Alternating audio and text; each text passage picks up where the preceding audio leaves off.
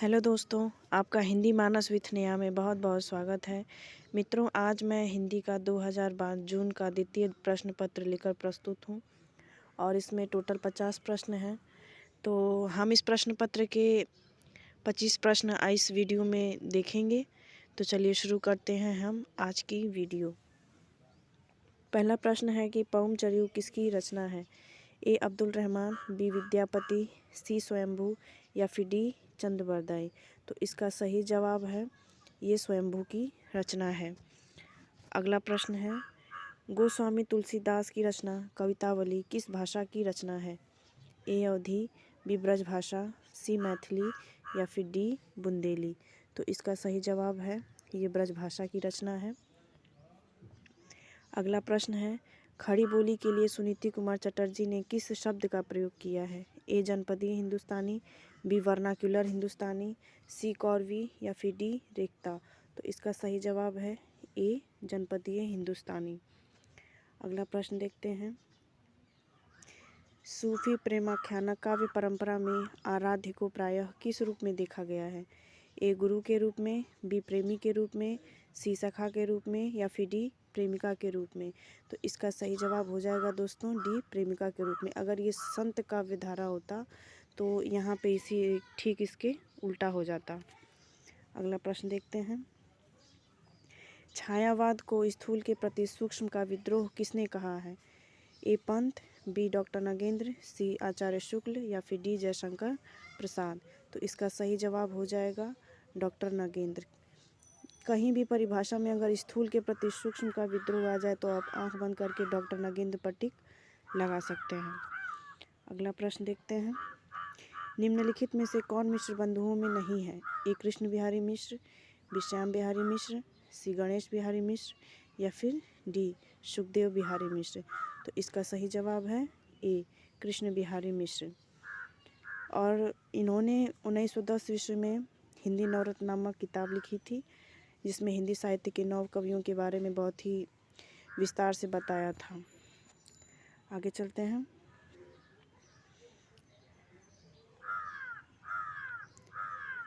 अगला प्रश्न है कि रस गंगाधर के रचयिता कौन है?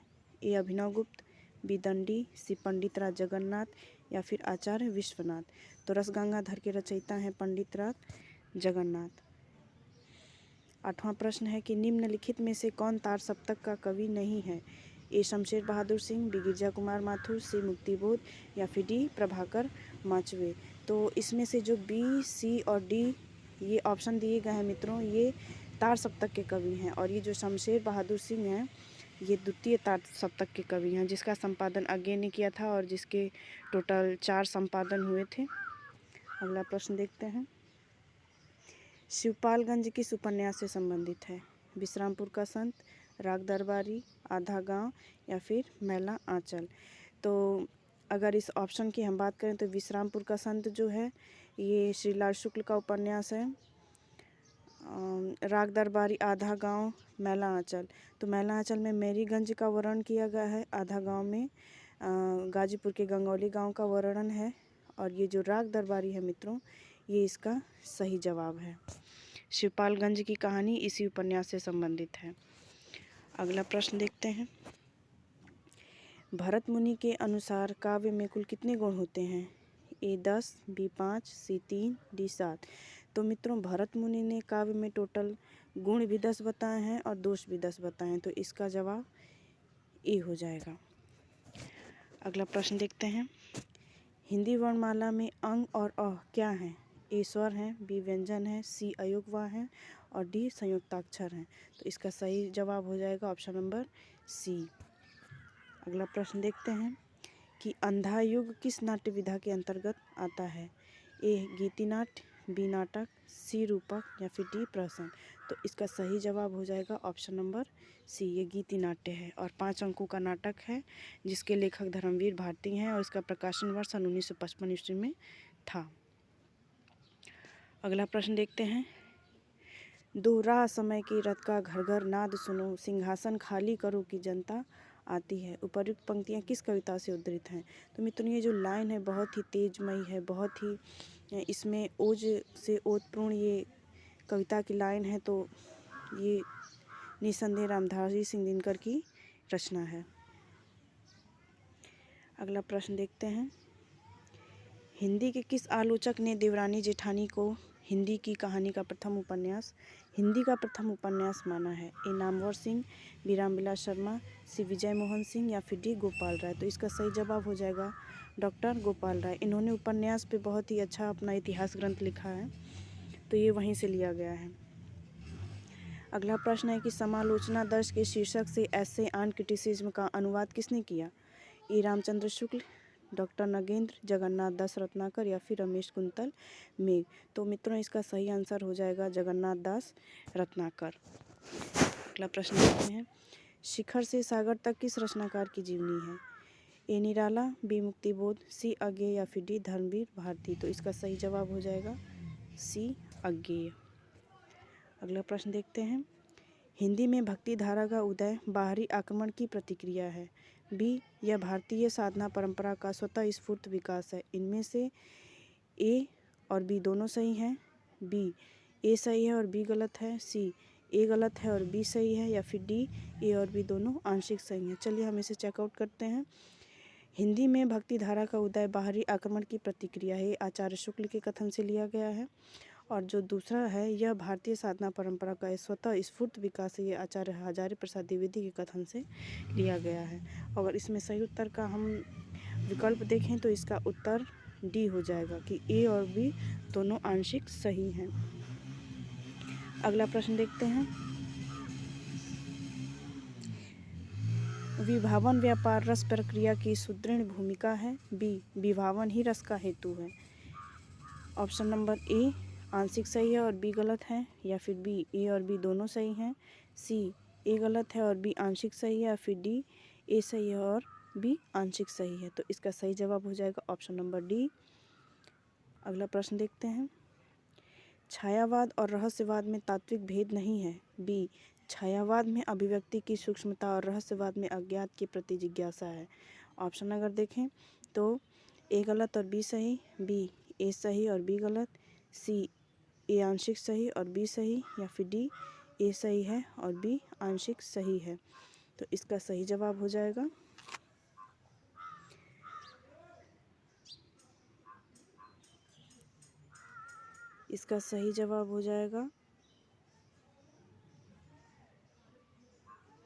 Option number C. अगला प्रश्न देखते हैं,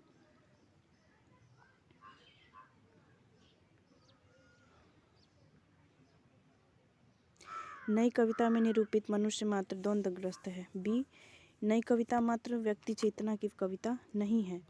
ए और बी दोनों सही हैं, बी ए सही है और बी गलत है, सी ए आंशिक सही है और बी सही है, डी ए सही है और बी आंशिक सही है? तो इसका सही जवाब हो जाएगा ऑप्शन नंबर डी। अगला प्रश्न देखते हैं, निम्न इतिहास ग्रंथों का कालक्रमानुसार सही क्रम कौन सा है? तो मित्रों इसमें 4 ऑप्शन दिए गए हैं, मिश्र बंधु Vinod, modern vernacular literature of northern Hindustan, फिर शिव सिंह सरोज है, इस्तवातर द ललितोत्तर हिंदुस्तान। ये 4 ऑप्शन दिए गए हैं मित्रों। अगर हम इसको क्रम से लगाने का प्रयास करेंगे तो जो इस्तवार द ललितोत्तर हिंदुस्तानी है, ये गारसा दत्तासी का सबसे पहला लिखा हुआ इतिहास ग्रंथ है, और ये फ्रेंच भाषा में लिखा गया था। उसके बाद आया था शिव सिंह सरोज, जो कि शिव सिंह सेंगर द्वारा लिखा गया था, जिसका प्रकाशन 1883 था। और अगला जो इतिहास ग्रंथ है, modern vernacular literature of northern Hindustan, ये जॉर्ज ग्रियर्सन की इतिहास ग्रंथ था और इसका प्रकाशन सन 1888 था। और अगला है मिश्र बंधु विनोद, जो कि मिश्र बंधुओं द्वारा लिखा गया था सन 1913 ईस्वी में। इसका दूसरा भाग था वो 1934 ईस्वी में प्रकाशित हुआ था। अगला प्रश्न देखते हैं, नवजागरण कालीन सुधारवादी संस्थाओं की शुरुआत का सही क्रम कौन सा है? तो इसमें भी अगर हम सही क्रम लगाना चाहेंगे मित्रों तो सबसे पहले आता है ब्रह्म समाज, जिसके संस्थापक राजा राम मोहन राय थे। अगला है प्रार्थना समाज, ये आर्य समाज जो दयानंद सरस्वती ने स्थापना किया था। और उसके बाद है रामकृष्ण मिशन। तो इसका ऑप्शन नंबर ए सही हो जाएगा।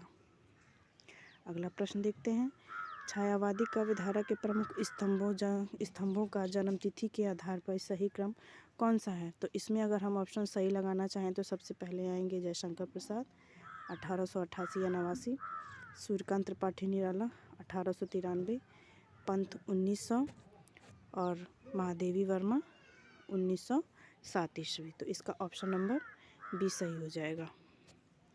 अगला प्रश्न देखते हैं। प्रकाशन की दृष्टि से निम्न काव्य कृतियों का सही क्रम कौन सा है? गीत फरोश, युगवाणी, हरी घास पर क्षणभर, कुकुरमुत्ता। बी है कुकुरमुत्ता, हरी घास पर क्षणभर, युगवाणी, गीत फरोश। सी है हरी घास पर क्षणभर, कुकुरमुत्ता, युगवाणी, गीत फरोश। डी है युगवाणी, कुकुरमुत्ता, हरी घास पर क्षणभर या फिर गीत फरोश। तो इसका सही जवाब हो जाएगा मित्रों ऑप्शन नंबर बी। माफ़ कीजिएगा, इसका सही जवाब हो जाएगा ऑप्शन नंबर सी। अगला देखते हैं। निराला के उपन्यासों का प्रकाशन की दृष्टि से सही अनुक्रम कौन सा है? अप्सरा, अलका, निरुपमा, प्रभावती या फिर अगला है प्रभावती, निरुपमा। अप्सरा, अलका। सी है निरुपमा, अलका, प्रभावती, अप्सरा या फिर डी अलका, अप्सरा, निरुपमा और प्रभावती। तो इसका सही जवाब हो जाएगा ऑप्शन नंबर सी।